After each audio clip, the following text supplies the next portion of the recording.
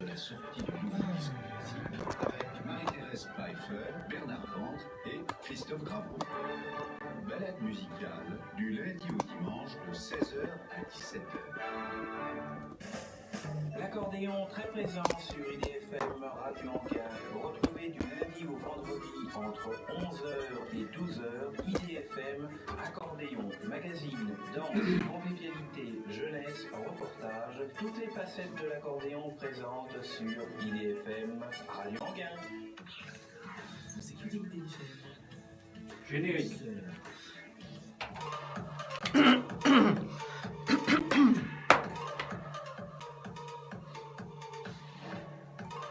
Bonjour à toutes, bonjour à tous, je suis ravie de vous retrouver. Bienvenue au bar de l'économie sur IDFM Radio Anguin, bien sûr. Un grand merci à Charlie qui m'accompagne pour la technique.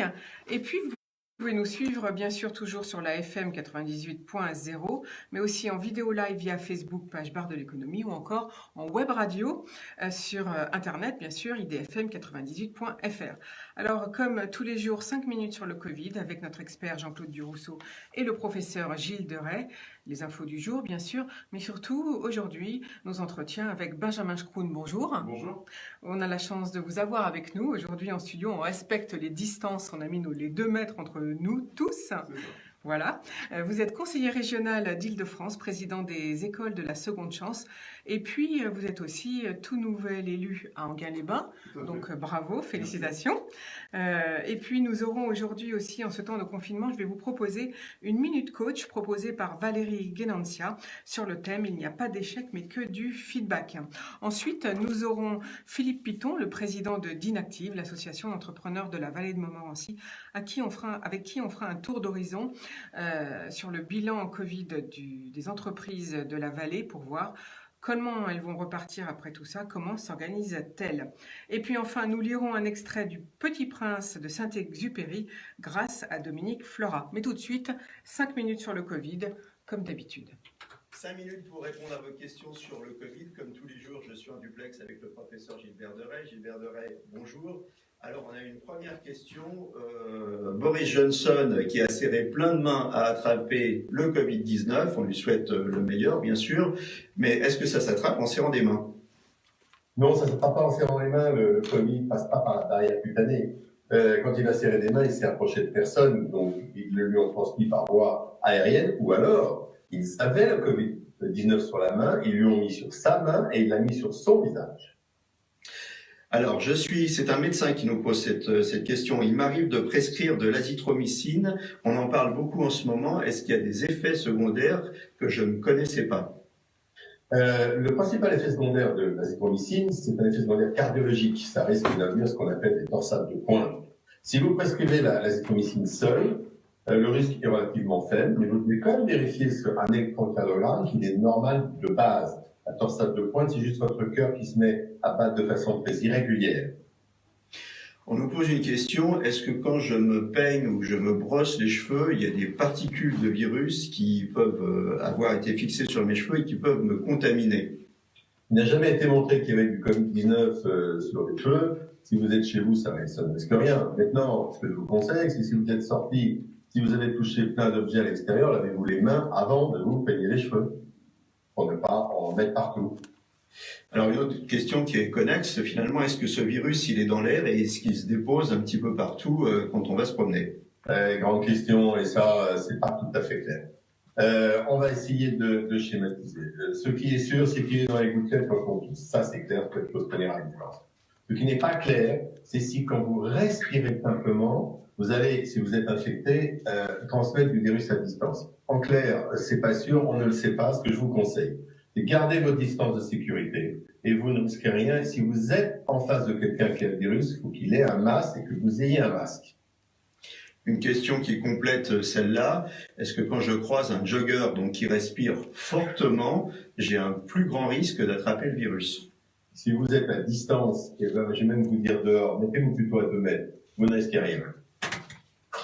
Beaucoup de questions sur les sprays. On a, dans une précédente émission, dit que les sprays repoussaient le virus à l'intérieur.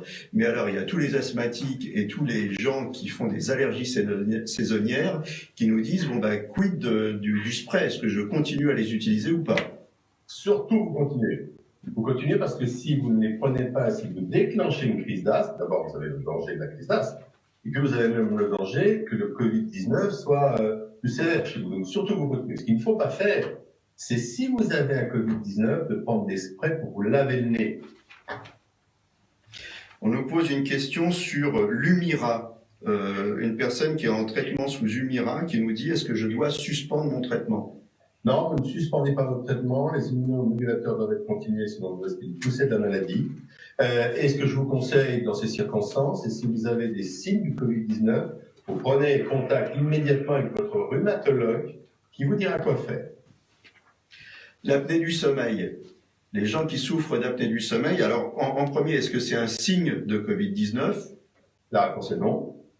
Et en second, je souffre d'apnée du sommeil et je souffrais d'apnée du sommeil avant, bien sûr, l'épidémie. Est-ce que je suis plus à risque qu'un autre? La réponse est probablement oui, même si je n'ai pas d'éléments cliniques absolument démontrés. Il est clair que tout problème respiratoire de base va être un risque non pas d'attraper le Covid-19, mais si vous avez le Covid-19 et s'il donne une atteinte pulmonaire, qu'elle soit plus importante. Alors maintenant, on a une question ou une remarque plutôt d'urgentistes qui disent « Nous, on a abandonné les gants, on travaille à manches courtes, par contre, on a des protections extrêmement importantes pour se protéger la tête. Et le fait de travailler à main nue nous permet de nous laver les mains beaucoup plus souvent que de changer de gants. Est-ce qu'ils ont raison ou pas ?»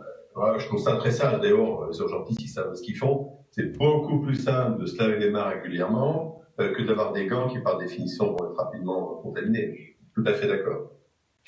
Voilà, bah écoutez, c'était 5 minutes pour répondre à vos questions. Continuez à nous poser vos questions sur la page Facebook du professeur Gilbert Deray ou sur ma page Facebook. Portez-vous bien. Voilà, merci beaucoup à Jean-Claude Durousseau et au professeur Gilbert Deray. On les retrouve bien sûr demain. Alors justement, à ce sujet, 2 Français sur 3 sont prêts à porter un masque dès le début du déconfinement prévu le 11 mai. C'est un sondage ELAB pour BFM TV. 63% des Français considèrent que l'approvisionnement en masques ou en tests de dépistage a été mal géré par le gouvernement et cette critique s'étend à la préparation du confinement puisque 63% des Français ne font pas confiance aux autorités politiques et sanitaires sur la préparation du déconfinement et c'est à l'Allemagne qu'ils accordent leur confiance à hauteur de 73%. Alors ils envisagent, 7 Français sur 10 envisagent de porter un masque dès le 11 mai, quelle que soit la situation envisagée, un chiffre qui grimpe à 9 Français sur 10 concernant les transports en commun ou encore pour la visite de personnes vulnérables, bien sûr. 85% des Français envisagent de porter un masque pour faire leurs courses et 80% sur leur lieu de travail. 75% comptent même en faire porter à leurs enfants dès leur retour sur les bancs de l'école. L'annonce de la date de déconfinement a tout de même boosté le moral des Français puisqu'ils sont 70% à avoir bon moral.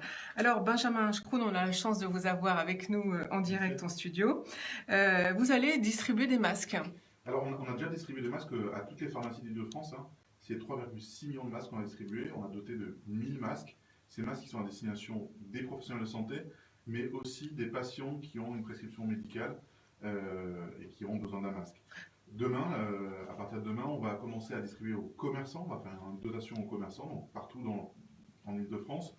Et aussi, on a une opération qui va commencer à partir de lundi, en partenariat avec la CPME et la Chambre des métiers et de l'artisanat. On va faire des points de distribution pour les TPE et les artisans qui vont se retrouver un peu partout dans le Val d'Oise. Il y aura entre 5 et 7 points de distribution où le matin, ils vont pouvoir venir chercher des masques pour reprendre l'activité ou pour leur activité d'aujourd'hui. L'idée, c'est d'avoir 15 jours de masques en attendant les dotations de l'État.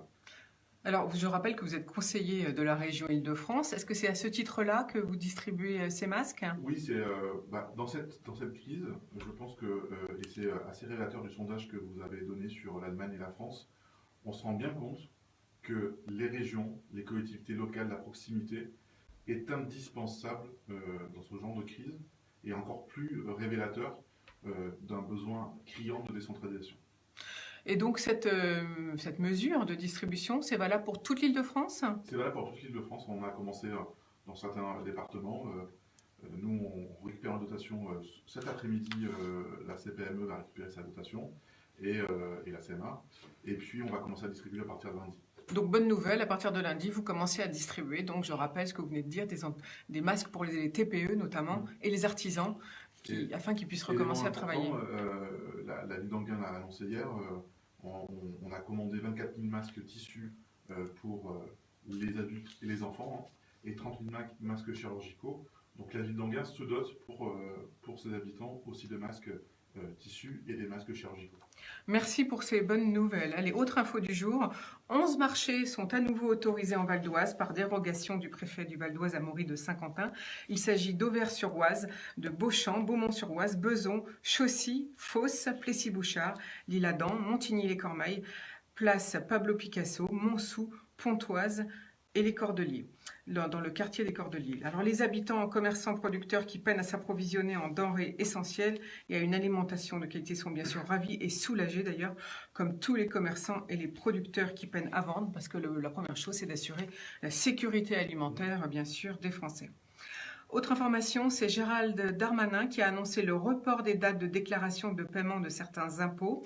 Donc pour l'impôt sur le revenu, si vous êtes salarié sans aucun autre revenu, la date est fixée au 11 juin. Mais si vous êtes salarié et que vous avez d'autres revenus, notamment nécessitant l'intervention d'un expert comptable, le report est fixé au 30 juin. Pour les sociétés, par contre, ce sera le 30 juin pour les exercices clôturés en décembre 2019, au 31 janvier 2020 et au 29 février 2020. Et pour le solde de l'IS, l'impôt société, la date est fixée au 30 juin sous réserve d'absence de versement de dividendes et de rachat d'actions pour les grandes entreprises. Je vous signale uniquement les dates les plus importantes, mais bien sûr, il y en a plein d'autres selon les catégories socio-professionnelles. Autre info du jour, c'est le chiffre des salariés au chômage partiel qui a été réactualisé par Muriel Pénicaud, la ministre du Travail. Sur BFM TV, c'était hier. 10,2 millions de salariés sont concernés à ce jour, c'est-à-dire un salarié sur deux, 6 entreprises sur 10, soit 820 000 entreprises. Les entreprises ont jusqu'au 30 avril pour faire leur déclaration. De mars-avril, la date a donc été reculée. Et ça, c'est pour faire une mise au chômage partiel. Et une entreprise sur deux n'a pas encore fait sa demande de paiement. Donc la ministre rappelle que 98% des demandes de paiement ont déjà été versées, même si de nombreuses entreprises se plaignent de retard de paiement de la part de l'État, ce qui aggrave encore leurs problèmes de trésorerie. Alors, le délai de remboursement par l'État est de 7 à 10 jours. Plus de 20 milliards d'euros ont déjà été provisionnés par l'État pour financer cette mesure qui permet aux salariés de toucher 84% de son salaire net et 100% s'il est au SMIC. La sortie du confinement le 11 mai ne signifie pas la fin du chômage partiel, elle l'a bien rappelé.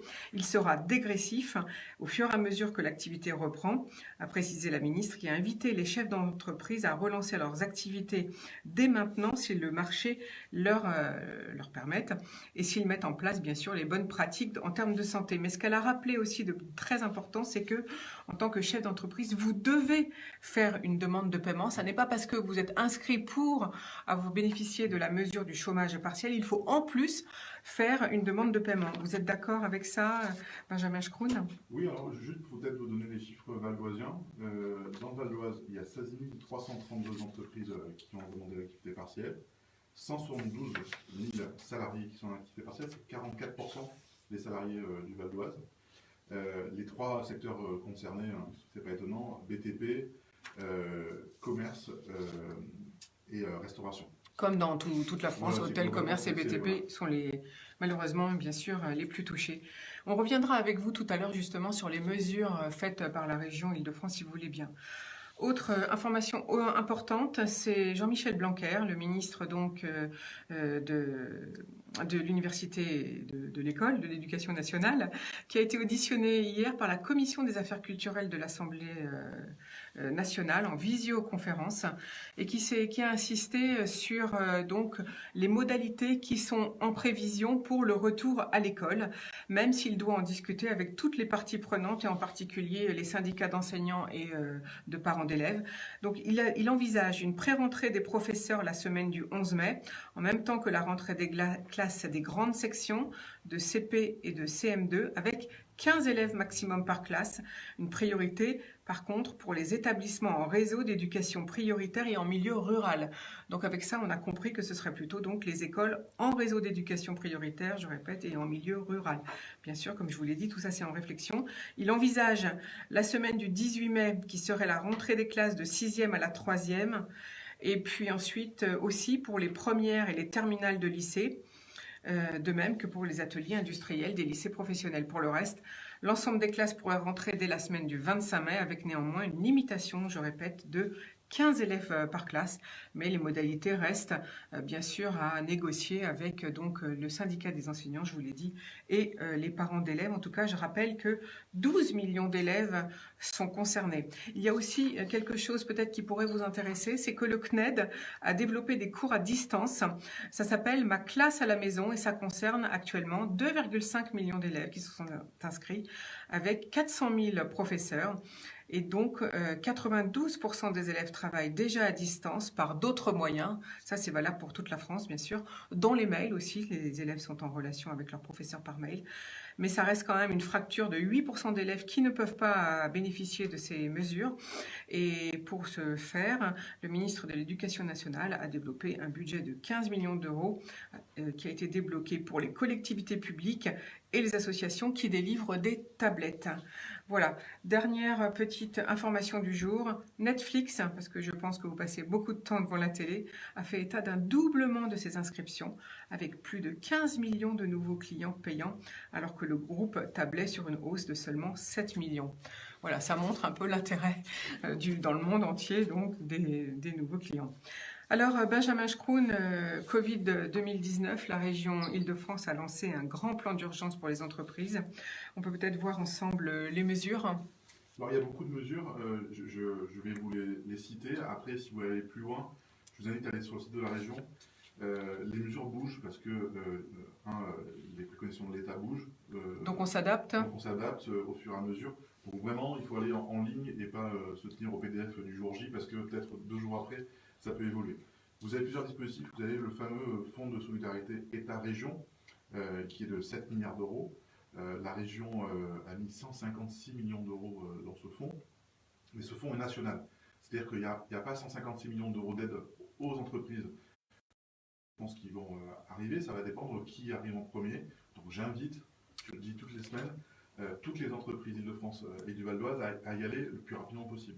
Donc c'est une question de priorité, plus vite on s'inscrit, plus vite on a les fonds. Tout à fait, et plus vite on utilise ces fonds-là. Pour vous donner aujourd'hui une idée, c'est déjà 130 millions d'euros qui ont été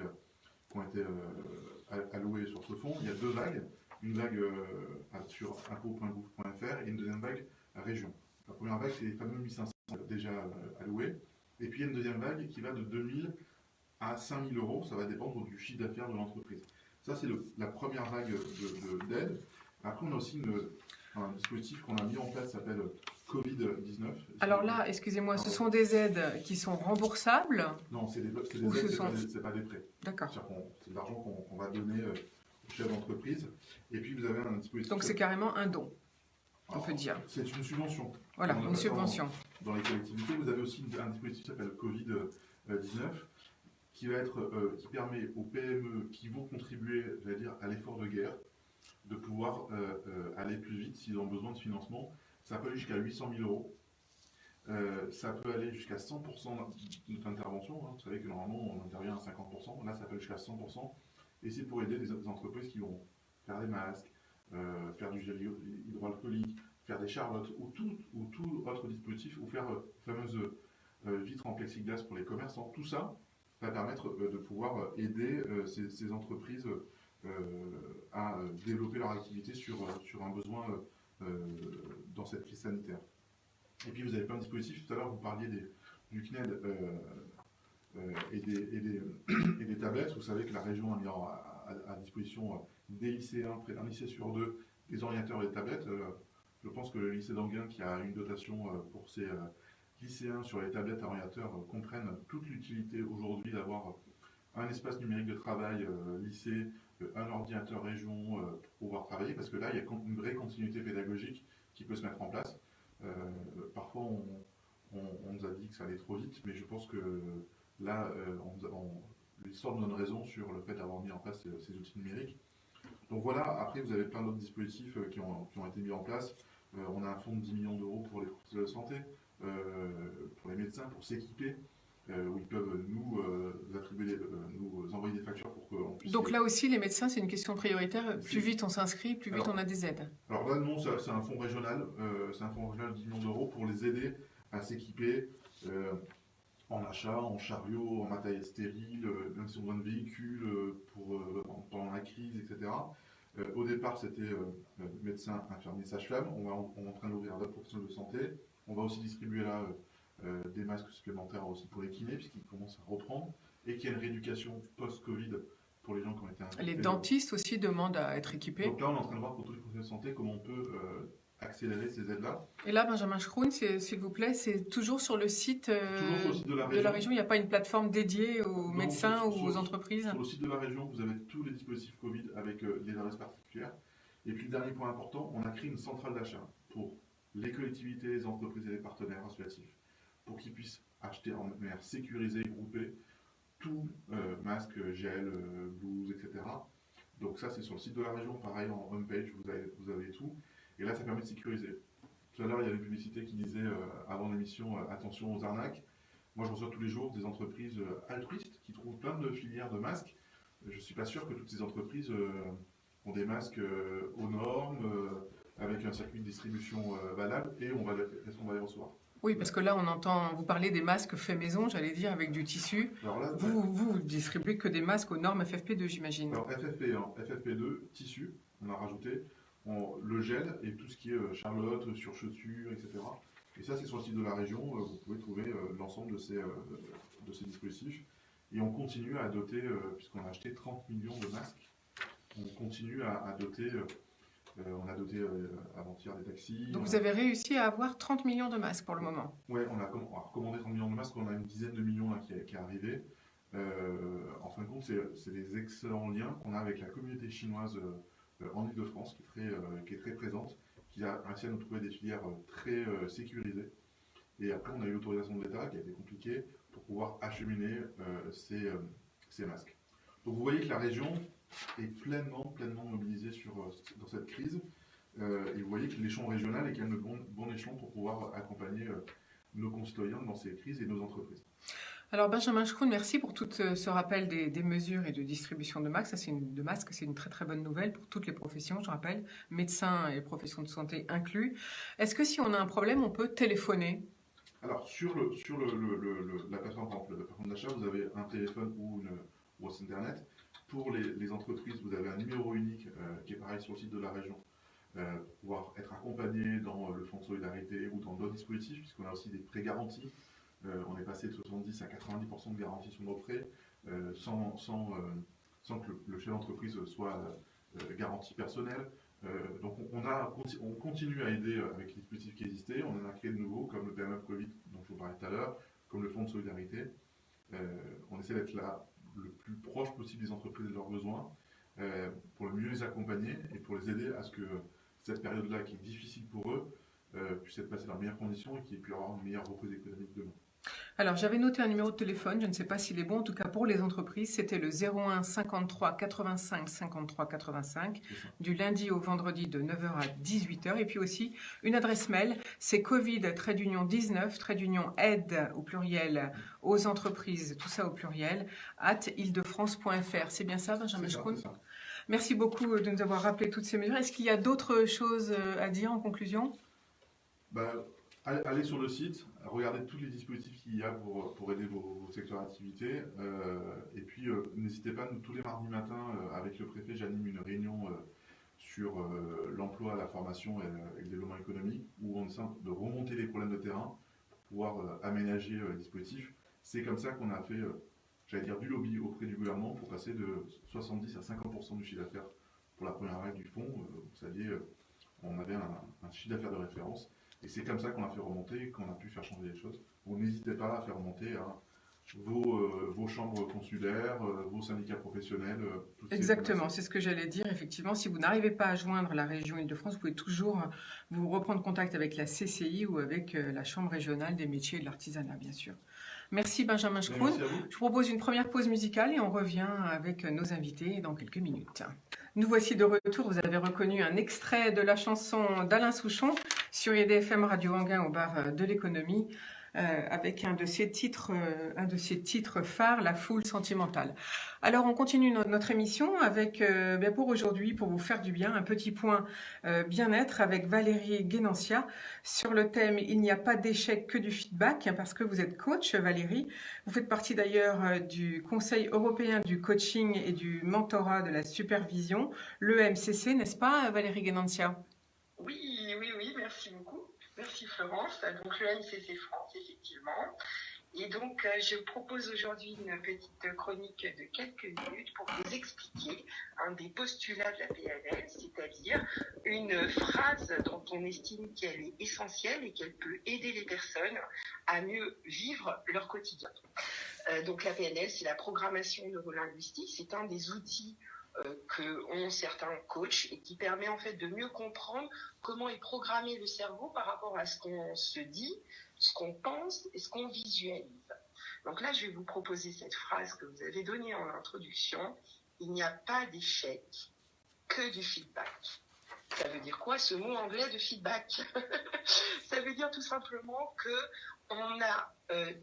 quand on fait quelque chose, en fait, on a un retour de cette chose. On a une information qui nous est donnée. To feed, ça veut dire nourrir. Back, c'est en retour. Qui nous nourrit en retour. Et nous, on a tendance à se dire, j'ai mal fait quelque chose, c'est un échec et ce n'est pas bon pour moi. Or, c'est tout le contraire. En fait, à chaque fois que vous allez avoir un échec, nous, on va estimer qu'il n'y a pas d'échec, c'est juste que c'est un apprentissage. Et donc, je vais vous inviter à regarder en vous ce que vous considérez comme un échec. Et peut-être de le regarder en se disant, tiens, qu'est-ce que j'ai appris à cette occasion? Qu'est-ce que je vais pouvoir changer à partir de maintenant? Qu'est-ce que je ne ferai plus? Et qu'est-ce que je vais faire différemment? Ça fait beaucoup de questions, vous pouvez en choisir qu'une évidemment. On n'est pas obligé de tout faire d'un coup. Mais déjà, au regard de ce que je vis actuellement et qui peut présenter évidemment beaucoup d'inconfort, eh bien, qu'est-ce que je vais pouvoir changer par la suite? Qu'est-ce qui est entre mes mains? Donc, je vais vous donner un exemple à titre personnel, à titre familial. Pour certains d'entre vous, on a des enfants, d'accord? Et si un enfant, quand il tombe, au moment où il apprend à marcher, quand il tombe, on ne l'encourage pas, nous parents, à se relever et à continuer à marcher, en fait, on considère que c'est un échec. Voilà. Alors que lui, il va considérer que c'est du feedback, il va continuer à essayer des centaines de fois à se relever pour marcher. C'est exactement ça qu'on peut vivre dans nos vies pour avoir un meilleur développement personnel. À titre, par exemple, d'entreprise, d'investissement, si vous avez effectué un mauvais investissement, effectivement, il y a un impact, on ne nie pas l'impact, mais par contre, ce qui est intéressant, c'est quelle est la leçon? Qu'est-ce que j'apprends de ce qui s'est passé? Et comment je vais pouvoir le modifier par la suite? D'accord? Donc, c'est à la fois quelque chose qui va vous permettre de vous donner le droit à l'erreur, dans une démarche d'apprentissage pour vous, et puis aussi, par rapport à votre entourage, donc peut-être un petit peu plus de bienveillance, un petit peu plus de tolérance et un petit peu plus d'accueil. Et c'est ce que je vous souhaite pour cette belle journée. Merci beaucoup Valérie Guénancia. Je rappelle que vous êtes consultante, vous exercez en Val d'Oise, vous êtes installée à Montmorency. Et donc, je rappelle votre nom, Valérie Guénancia. On peut donc vous joindre très vite. En tout cas, merci pour cette chronique qui, en temps de confinement, nous fait du bien. Je rappelle que le thème, c'était « Il n'y a pas d'échec que du feedback ». Et donc, on peut profiter, si j'ai bien compris, de ces temps de confinement pour réfléchir et finalement trouver tout ce qui est positif dans ce qu'on a considéré peut-être comme à tort un échec. Très bonne journée. On continue notre émission avec donc une petite musique et on revient dans quelques secondes avec notre invité suivant. Voilà, vous avez reconnu une chanteuse bien française de chez nous au bar de l'économie sur IDFM Radio Anguin. Alors notre dernier invité du jour, c'est Philippe Piton. Philippe Piton, bonjour. Bonjour. Vous êtes président de DINActive, l'association d'entrepreneurs de la vallée de Montmorency, qui comporte à peu près 200 entrepreneurs de toute taille, j'allais dire. Alors, on va faire un petit bilan ensemble du Covid-19. Expliquez-nous un peu où en est le moral des patrons et des salariés, d'ailleurs. Ont-elles encore besoin d'aide? Puisque on a rappelé justement au début de l'émission que le délai était reporté au 30 avril, donc il y a encore possibilité. Et puis, ensuite, on passera peut-être à la deuxième phase, comment repartir après tout ça. Comment s'organise-t-elle? Alors, quel est le moral, quel bilan pour les entreprises de la vallée? Écoutez, le moral des entrepreneurs est plutôt bon. Ils se préparent à une crise économique qui est encore devant nous et qui commence à faire sentir ses premiers signes. Nous avons des réunions avec les outils numériques qui nous sont proposés, qui nous permettent d'échanger pas mal sur les difficultés rencontrées par les uns et les autres. Donc il y a de l'inquiétude pour la suite. Il y a de l'inquiétude pour le déconfinement et ses suites. Mais je dirais que le moral est plutôt bon. En fait, est-ce qu'elles ont peur de ne pas retrouver les marchés qu'elles avaient avant? Alors, ce qu'on peut retenir chez l'entrepreneur, c'est sa lucidité, c'est-à-dire que les entrepreneurs sont assez lucides et ont compris qu'il y allait avoir des changements profonds, il y a déjà des changements profonds et qu'elles seraient impactées fortement. Je disais dans cette réunion, nous avons eu une réunion hier en visioconférence qui réunissait 24 à 25 entrepreneurs. Le maître mot chez l'entrepreneur, c'est d'anticiper. Donc la lucidité et l'anticipation le préparent à faire face à ce qui n'est pas encore arrivé et qui arrive, c'est-à-dire une crise économique majeure. Donc, elles sont conscientes que finalement la crise est devant nous. C'est ça que vous voulez nous dire ce matin, que le pire est à venir. C'est ça que je comprends. Alors, comment s'organise-t-elle pour la reprise? Comment repartir après tout ça? Écoutez, alors là, si j'avais la réponse, je pense qu'on multiplierait le nombre d'auditeurs de votre radio. On cherche tous les réponses. Pour le moment, ce qu'on cherche à maintenir, c'est le lien entre les entrepreneurs parce qu'on sent que c'est très très important pour le moral.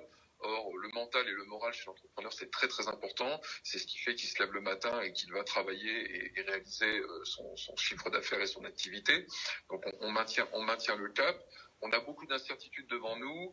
Je rappelais hier à cette réunion que le propre de l'entrepreneur, c'est d'avoir un plan A, un plan B et parfois même un plan C. Donc on doit prévoir le pire et peut-être même que le pire, on ne l'entrevoit pas encore.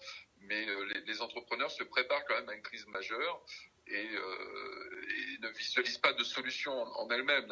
La solution, c'est de toute façon de garder le moral et de vivre un petit peu au jour le jour. La solution, c'est d'avoir un regard très fixe sur ces tableaux de bord. C'est-à-dire qu'aujourd'hui, on a déjà une crise qui est derrière nous, qui est la crise sanitaire, qui est aussi une crise économique, qui aura déjà ses conséquences, mais on ne mesure pas encore les conséquences de la crise future qui va venir et qui va peut-être durer sur la crise sanitaire. Donc on n'a pas de solution en fait. Je dirais même que les aides que j'entendais de votre élu de la région, les entrepreneurs l'entendent et le reçoivent positivement, mais elles savent pertinemment que ça ne suffira pas et elles savent pertinemment aussi que certains entrepreneurs ne traverseront pas cette crise sans subir de gros dommages. Sans casse, donc. Est-ce que les entreprises de la vallée de Montmorency ont fait appel à ces aides ou est-ce qu'il y en a encore qui hésitent? Non, globalement, l'information a plutôt bien circulé. Les différents partenaires avec lesquels nous travaillons, l'agglomération, la région, nous ont transmis des informations que nous avons relayées, qui d'ailleurs est présent sur le site dinactive.fr et sur le site de la région et sur le site de l'agglomération. Donc les entrepreneurs ont été bien informés, ils sont bien accompagnés. Nous avons aussi, comme hier à cette réunion, des banquiers, je pense notamment à Isabelle Lefebvre du CIC, qui est un partenaire de l'association, qui nous a bien expliqué le process assez simple, parce que finalement, il faut reconnaître que c'est assez simple de faire appel à ces dispositifs. Et donc, les entrepreneurs se plient assez facilement et ne rencontrent pas trop de difficultés pour aller chercher ce type d'aide et ils vont le chercher, sachant très bien que ça ne suffira probablement pas. Et vous avez bien compris qu'il fallait non seulement, après qu'on ait fait la demande d'aide, faire les demandes de paiement. Hein, vous saurez bien leur rappeler, puisque vous dites que vous faites des réunions régulières. C'est comme ça que vous maintenez le moral des chefs d'entreprise. C'est parce que avec votre association DINActive, vous faites des réunions régulières entre chefs d'entreprise? Ça restera l'ADN de DINActive, c'est de faire le lien entre les entrepreneurs, puisque les entrepreneurs travaillent beaucoup en réseau. Aujourd'hui, ce que nous aimions, c'est-à-dire nos événements avec la convivialité, la relation d'échange proches et personnels, nous ne pouvons plus l'avoir. Donc nous utilisons les outils numériques qui fonctionnent finalement assez bien, qui ne remplacent pas la relation humaine directe, bien sûr, mais qui nous permet quand même de pas mal échanger. Donc nous maintenons le lien et nous savons surtout que de toute façon c'est ensemble qu'on s'en sortira et qu'il faudra aussi qu'il y ait des actes de solidarité entre les entreprises et probablement entre les secteurs d'entreprise, parce que on s'aperçoit que les entreprises en fonction de leur secteur ne vivent pas la crise de la même façon. Vous disiez très justement que le bâtiment, le tourisme, l'événement, la restauration sont très fortement touchés. Il y a aussi des entreprises qui ont une reprise d'activité. Je pense à un entrepreneur qui est dans la confection et qui est en train de réaliser des masques et qui est débordé sur les commandes, mais qui répond encore aux demandes. Les sociétés de conseil sont plutôt en pause parce qu'elles ne sont pas des budgets prioritaires pour ceux qui leur passent commande. Et pour l'instant, il y a différents types de difficultés, de questionnements qui arrivent. Les petites entreprises, c'est les questionnements de trésorerie. La plus grosse entreprise, c'est les questionnements sur le social, sur le chômage à temps partiel. Et nous, d'Inactive, nous établissons des liens pour justement mettre en relation les uns les autres. Alors, vous avez tout de suite, vous avez parlé d'une entreprise qui fabrique des masques. Je pense que nos auditeurs sont très intéressés. L'entreprise en question, à qui confie-t-elle sa fabrication? Est-ce que c'est l'État ou bien est-ce que ça peut être les communes qui commandent chez elle? Comment ça se passe? Écoutez, c'est une entreprise de confection de prêt-à-porter qui de toute façon était à activité zéro sur le prêt-à-porter, qui a adapté son outil de production pour pouvoir confectionner des masques, qui s'est mis en norme et en conformité avec toutes les normes AFNOR et d'autres normes qui lui permettent de garantir la qualité de ces masques et qui aujourd'hui propose avec ces normes et cette conformité des masques aux différents interlocuteurs, collectivités, entreprises et même particuliers s'il y a un besoin. Est-ce que les entreprises de la vallée de Montmorency se réorganisent commercialement parlant, puisqu'on parle bien sûr d'une montée en flèche du numérique et puis du télétravail? Est-ce que vous le voyez chez les entrepreneurs qui sont adhérents à d'Inactive? Alors, on ne voit pas encore les actions, mais on voit déjà des réflexions avancées. Nous avons quelques entrepreneurs qui sont vraiment ancrés dans le numérique. On sent que chacun éprouve le besoin de se poser la question de comment bien communiquer, comment reprendre contact avec sa clientèle, comment donner envie d'aller vers sa clientèle sans donner le sentiment d'être trop opportuniste. D'ailleurs, il y a une visioconférence thématique qui sera organisée par d'Inactive sur ce sujet, mais les entrepreneurs sont déjà dans des questionnements de relance d'activité par le numérique, oui, c'est évident. Et vous pensez que le télétravail va se poursuivre longtemps? On sait de toute façon qu'on aura un déconfinement progressif, donc de toute façon, on va encore télétravailler, mais est-ce que vous pensez que c'est une habitude qui leur plaît? Alors, pour l'instant, c'est une habitude qui s'impose un petit peu à tout le monde. Voilà. On mesure aussi la fracture numérique, c'est-à-dire que chez les entrepreneurs, comme même partout en France et dans toutes les couches de population, il y a un niveau d'utilisation assez irrégulier de l'outil numérique. Donc il y a ceux qui savaient utiliser ces outils, il y a ceux qui apprennent à utiliser ces outils. Donc on va mettre la pédagogie au centre aussi de nos actions pour que les entrepreneurs apprennent à utiliser ces outils qui vont devenir incontournables et avec lesquels on prend déjà quelques habitudes. Voilà. Donc en effet, l'installation de la visioconférence, du télétravail, pour certaines activités sera de toute façon amplifiée. Pour d'autres activités comme le BTP, comme le commerce de bouche et la restauration, on ne pourra pas remplacer. Bien sûr, tous les artisans, on ne peut pas les remplacer, c'est évident. Si vous aviez un message à faire passer, quel serait-il actuellement, Philippe Piton? Écoutez, alors déjà un message, j'ai envie de dire citoyen, c'est de dire que le confinement que nous partageons tous, c'est chaque jour la construction du déconfinement final et de la solution. C'est un avis personnel. Pour ce qui est des entrepreneurs, je leur dis qu'il est nécessaire d'anticiper et d'être très lucide, mais je dirais qu'ils n'ont presque pas besoin de conseils à ce sujet.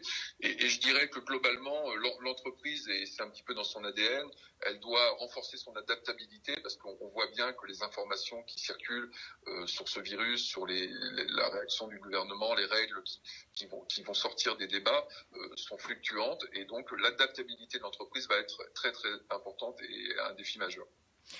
Oui, ça, on en a tous conscience. Merci beaucoup, Philippe Piton, pour ce point de vue entrepreneur. Et puis, écoutez, on est à disposition. Peut-être que hors antenne, tout à l'heure, vous allez pouvoir me donner les coordonnées de l'entreprise. Et si elle souhaite, celle qui fabrique les masques, et si elle souhaite qu'on affiche sur notre page Facebook ses coordonnées, eh bien, on le fera volontiers. Voilà. Merci. En tout cas, très bonne journée à vous et on refera un point un peu plus tard si vous voulez bien. Avec grand plaisir. Bonne journée. Très bonne journée. On va poursuivre notre émission avec une petite pause musicale, bien sûr. On revient avec vous dans quelques secondes. Voilà, nous voici de retour au bar de l'économie. Après ces pauses musicales, on poursuit avec notre lecture du jour. Aujourd'hui, Dominique Flora va nous lire un extrait du Petit Prince de Saint-Exupéry, un livre bien connu. Pourquoi ce choix, Dominique ? Bonjour Dominique. Alors, bonjour tout d'abord Florence et puis bonjour à toutes et à tous. Écoutez ce choix parce que Le Petit Prince, c'est tout simplement la référence en littérature française. C'est un ouvrage qui a été publié, pour vous donner quelques mots, en 1943 aux États-Unis, lorsque Saint-Exupéry était en exil. Il a été publié ensuite en France en 1946 et malheureusement, il n'a pas connu en fait le succès de son livre parce que lui-même est décédé en 1944. Alors pourquoi c'est une référence ? Tout simplement parce que c'est un livre qui a été traduit en 360 langues et c'est le deuxième ouvrage le plus traduit dans le monde après la Bible, tout simplement. Donc c'est la référence dans la littérature française qui défend aussi notre langue dans le monde entier. Alors Dominique, merci pour ce choix et on vous écoute. Alors l'histoire, c'est un petit prince qui arrive sur Terre et puis qui rencontre un aviateur qui était tombé en panne. Il visite plusieurs planètes et là je vais vous lire en fait l'extrait où il arrive sur la planète Terre. Donc la 7e planète fut donc la Terre. La Terre n'est pas une planète quelconque. On y compte 111 rois, en n'oubliant pas bien sûr les rois nègres. 7000 géographes, 900 000 businessmen, 7,5 millions d'ivrognes, 311 millions de vaniteux, c'est-à-dire environ 2 milliards de grandes personnes. Pour vous donner une idée de dimension de la Terre, je vous dirais qu'avant l'invention de l'électricité, on y devait entretenir sur l'ensemble des 6 continents une véritable armée de 462 515 allumeurs de réverbères. Alors vu d'un peu plus loin, ça fait un effet splendide. Les mouvements de cette armée étaient réglés comme ceux d'un ballet d'opéra. D'abord venait le tour des allumeurs de réverbères de Nouvelle-Zélande et d'Australie. Puis ceux-ci, ayant allumé leurs lampions, s'en allaient dormir. Alors entraient à leur tour dans la danse les allumeurs de réverbères de Chine et de Sibérie. Puis eux aussi s'escamotaient dans les coulisses. Alors venait le tour des allumeurs de réverbères de Russie et des Indes, puis de ceux d'Afrique et d'Europe, puis de ceux d'Amérique du Sud, puis de ceux d'Amérique du Nord. Et jamais ils ne se trompaient dans leur ordre d'entrée en scène. C'était grandiose. Seul, l'allumeur de l'unique réverbère du pôle Nord et son confrère de l'unique réverbère du pôle Sud menaient des vies d'oisiveté et de nonchalance. Ils travaillaient 2 fois par an. Quand on veut faire de l'esprit, il arrive que l'on mente un peu. Je n'ai pas été très honnête en vous parlant des allumeurs de réverbères. Je risque de donner une fausse idée de notre planète à ceux qui ne la connaissent pas. Les hommes occupent très peu de place sur la Terre. Si les 2 milliards d'habitants qui peuplent la Terre se tenaient debout et un peu serrés, comme pour un meeting, ils logeraient aisément sur une place publique de 20 000 de long sur 20 000 de large. On pourrait entasser l'humanité sur le moindre petit îlot du Pacifique. Les grandes personnes, bien sûr, ne vous croiront pas. Elles s'imaginent tenir beaucoup de place. Elles se voient importantes, comme des baobabs. Vous leur conseillerez donc de faire le calcul. Elles adorent les chiffres, ça leur plaira. Mais ne perdez pas votre temps à ce pensum, c'est inutile, vous avez confiance en moi. Le petit prince, une fois sur Terre, fut donc bien surpris de ne voir personne. Il avait déjà peur de s'être trompé de planète quand un anneau de couleur de lune remua dans le sable. « Bonne nuit, fit le petit prince à tout hasard. « Bonne nuit, fit le serpent. « Sur quelle planète suis-je tombé ?» demanda le petit prince. « Sur la Terre, en Afrique, répondit le serpent. « Ah, il n'y a donc personne sur Terre ?»« Ici, c'est le désert, il n'y a personne dans les déserts, la Terre est grande, dit le serpent. » Le petit prince s'assit sur une pierre et leva les yeux vers le ciel. « Je me demande, dit-il, si les étoiles sont éclairées afin que chacun puisse un jour retrouver la sienne. Regarde ma planète, elle est juste au-dessus de nous, mais comme elle est loin. »« Elle est belle, dit le serpent. Mais que viens-tu faire ici? J'ai des difficultés avec une fleur, dit le petit prince. Ah, fit le serpent, et ils se turent.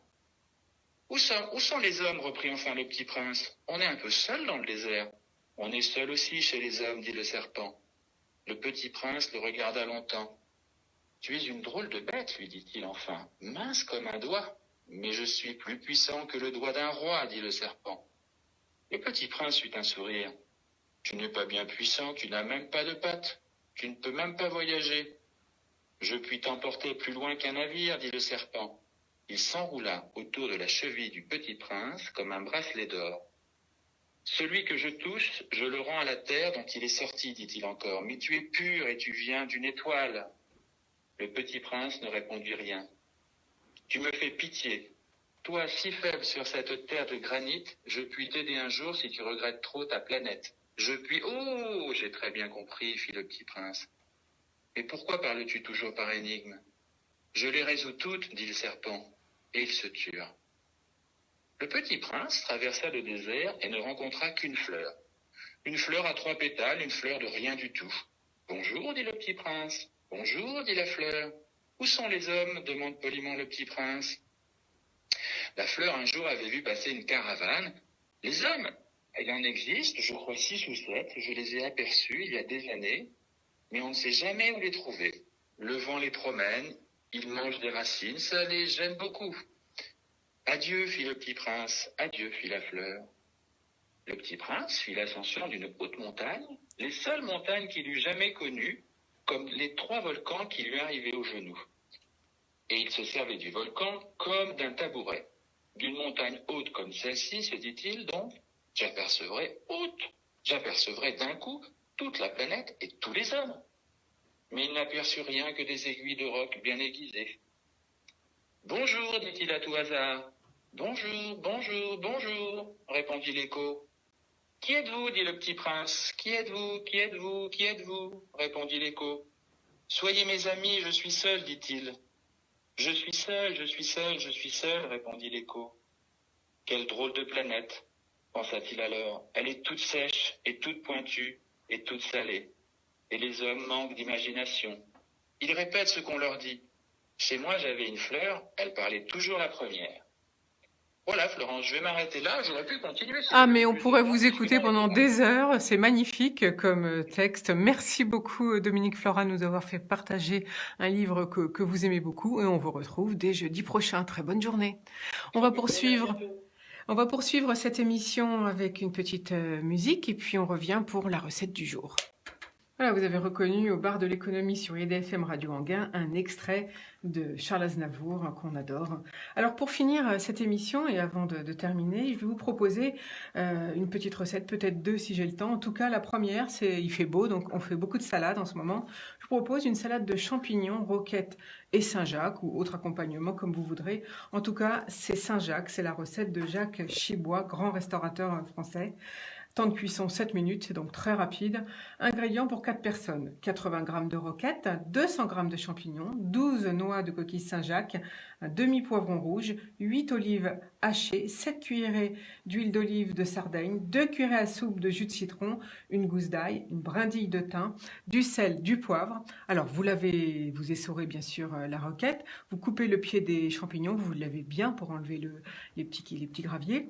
Vous épépinez le poivron et vous le coupez en tout petits dés, vous dénoyautez les olives si elles ne le sont pas déjà, coupez la chair en très petits dés et mettez-les dans une casserole avec de l'eau froide, montez à ébullition et égouttez, c'est pour les dessaler. Vous coupez ensuite les champignons en tranches assez fines. Dans une poêle, faites chauffer 2 cuillères d'huile d'olive avec la gousse d'ail en chemise et le thym. Mettez les noix de Saint-Jacques salées et poivrées à cuire à peine 1 minute de chaque côté, ainsi que les dés de poivron d'olive. En fin de cuisson, arrosez d'un filet de citron et d'une cuillère à soupe d'eau. Mélangez 5 cuillères d'huile d'olive et 2 cuillères à café de jus de citron, sel et poivre. Assaisonnez la roquette avec la moitié de cette sauce et les champignons avec le reste. dans les assiettes? Eh bien, tout simplement, vous répartissez la roquette et les champignons et vous disposez dessus les coquilles Saint-Jacques. Alors moi, ce que j'aime, c'est quand la coquille Saint-Jacques est légèrement grillée, donc il faut la mettre en poêle très chaude. Voilà, cette émission va s'achever avec notre chanson quotidienne de Rester à la maison par Ambre Charlet. Si vous voulez la réécouter, eh bien, page Facebook Bar de l'économie ou tout simplement la nouvelle chaîne YouTube Bar de l'économie. Je vous embrasse.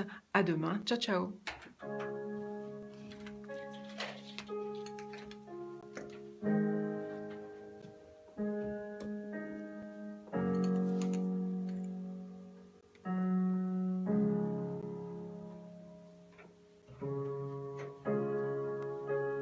Today we're going through something very difficult, something that never happened before.